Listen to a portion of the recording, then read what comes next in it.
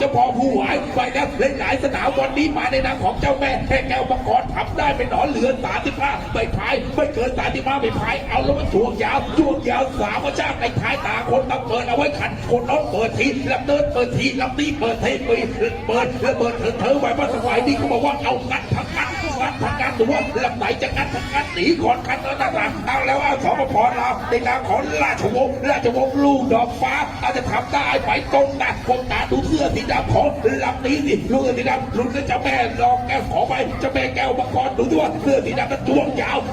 แกดูเนี่ยใช้แรงมากที่สุดกับเพื่อนเอาไว้คนที่4คนที่5แล้วจ้วงยาว3ประชาจะหนีได้ตลอดปลอดภัยหรือไม่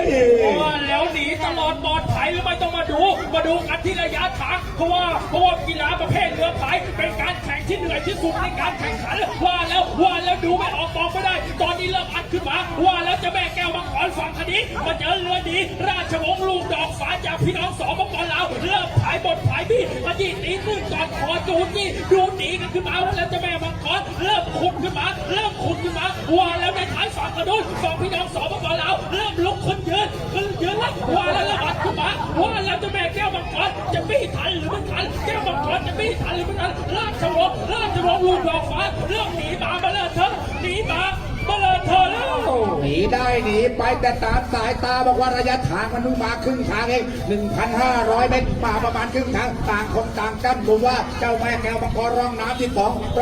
2จะพายแรงแซงหนีได้ไหมราชวงศ์ก็บอกว่าเป็นลูกของดอกฟ้าราชวงศ์ได้เหลือจากสปปเราเป็นลูกดอกฟ้าก็ไม่ยนไม่ยอไม่ต่อไม่แต่ต่างคนต่างเปิดต่างคนต่างจำต่างคนต่างไปใส่กันคุณจะรบกบตลาดเลยหัวเรือตะมันเกินตะเบิกกันกอดคอได้แล้วการคอได้แล้วราชวงศ์ลูกดอกฟ้าเราจะกอดคอแต่เจ้าแม่แก้วมังกรนับกันบอกว่าอย่างนี้ไม่เคยกลัวแต่ไม่เคยสูงไม่กลัวกบารมีเว้ยหายแรงจะแตกหนีได้ไหมก่อนแล้วทั้งคู่ก่อนคอชอรอหัวกันมาแล้วว่าแล้วต่างคนก็ต่างพายต่างคนก็ต่างเป็นหัวก็พายต่างกันเป็นก็ติดกันทั้งคู่หัวระยะตะมันเจอเสมอกันแก้วมังกรจะพายหนีได้หรือไม่ล่าชวงบอกว่าลูกดอกฟ้ากันเป็นหัวเว้ยลูกดอกฟ้าจะพายแล้วกันหนีได้ไหมต่างคนต่างไปเลยตอนนี้ตะมันเจอเสมอกันก่อนคอหัวเนี่ยที่กับหัวเนี่ยตีกันหัวเขาไม่รู้ก่อนประชาชนไหนต่างคนก็ต่างกันต่างคนก็ต่างพายกันจะไหนดูต่างคนต่างพายกันมาดูแก้วมังกรจะหนีได้ไหมต่างคนดอกฟ้ากันก่อนเว้ยต่างคนก่อนเขาต่างคนแล้วระยะ250 เมตรสุดท้ายระยะ250 เมตรสุดท้ายบอกว่าตอนนี้เลยอันที่5ในท้าย12เราบอกว่าเริ่มเปิดขึ้นมาว่าแล้วจะแก้วมังกรเริ่มถ่ายมาเริ่มราชวงศ์ลูกดอกฟ้า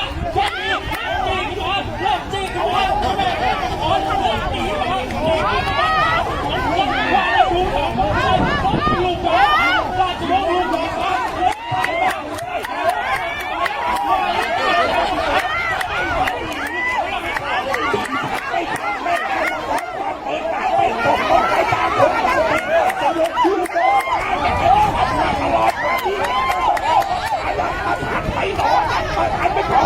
ตีมือมาไปผสมลิ้นตีมือไม่ผ่านราชวงศ์บอกว่าจะไปเป็นเล่นที่น้ำมาเล่นที่น้ำมาเยอะที่ผ่านบังคับมันจะเข้าไม่ทันแก้วมังกรไม่ทันแก้วมังกรทันไม่ทันแก้วมังกรทันไม่ทันแก้วมังกรทันไม่ทันแก้วมังกรทันไม่ทันเอาเจ๊ใช่สุดยอดเลยคุณครับนักกีฬาทั้งหลายดีขอบคุณครับเดี๋ยวเราจะพูดนะครับ